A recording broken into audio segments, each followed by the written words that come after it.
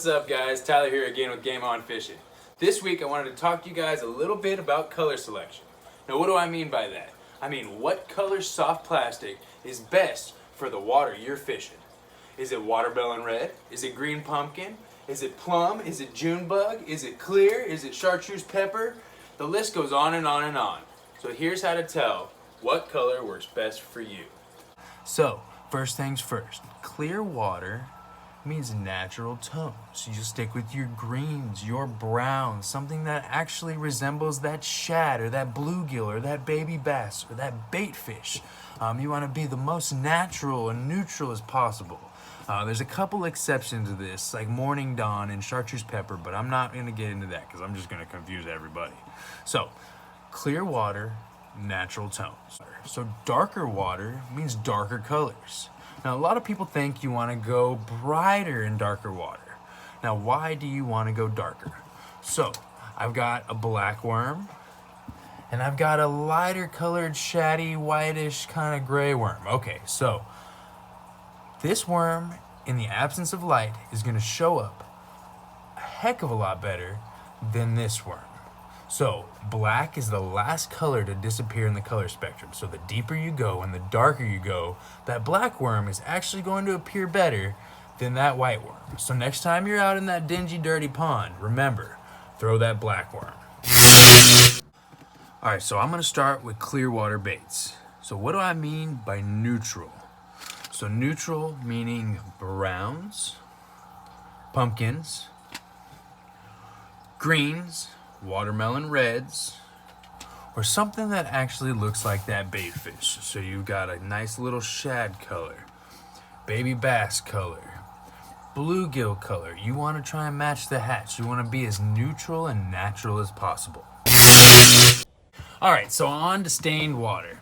So some people don't switch it up at all. They'll stick with those watermelon reds, those natural shad colors, and they'll be productive with those. Personally, I like to go a little bit darker. So one of my favorites, good old green pumpkin. So green pumpkin's kind of a greenish brown, a little darker, more solid color than those watermelon reds, those pumpkins. It's gonna leave that silhouette a little bit better than a lot of those lighter colors.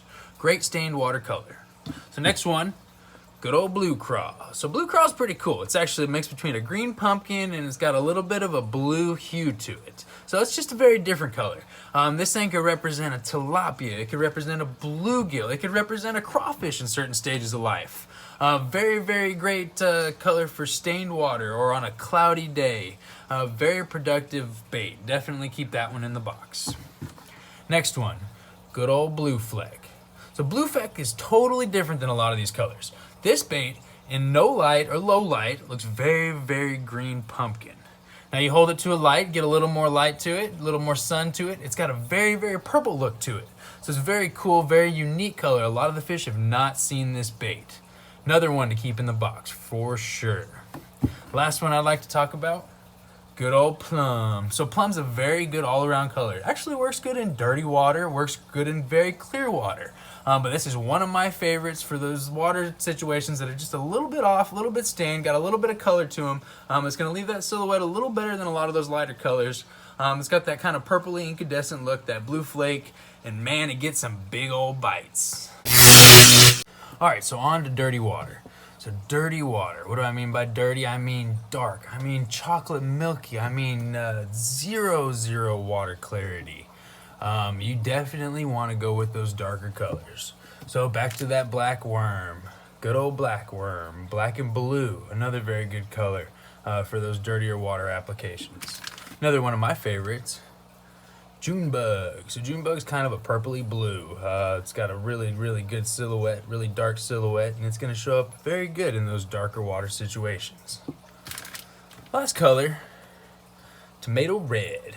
So red's a really neat color in the water. So after about 15-20 feet, even in clear water, that red actually appears a lot more black. So it's definitely going to leave a silhouette in that water, whether you're fishing deeper or darker water. Another good one to keep in the box.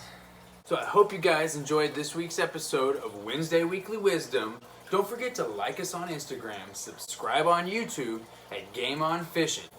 And as always, tight lines and game on.